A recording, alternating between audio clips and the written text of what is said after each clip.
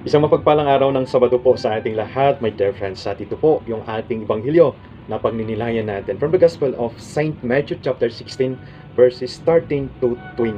At alam niyo po, napakaganda po ng kwento dito sa ating Ebanghelyo sapagkat tinanong ng ating Panginoong Kristo sa kanyang mga disipulo kung sino siya sa mga tao.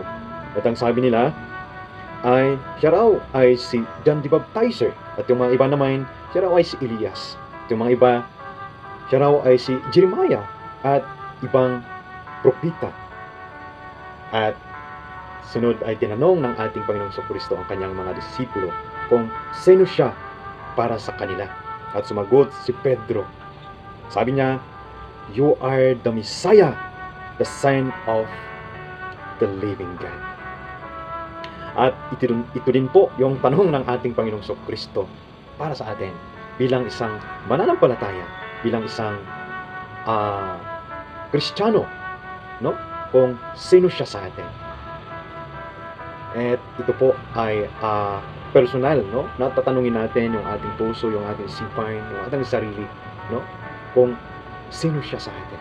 Dahil ito ay ang ating malalim na connection, no? Yung ating malalim na ugnayan sa Kanya. Yung ating personal na karanasan, personal na encounter sa ating Panginoong Kristo.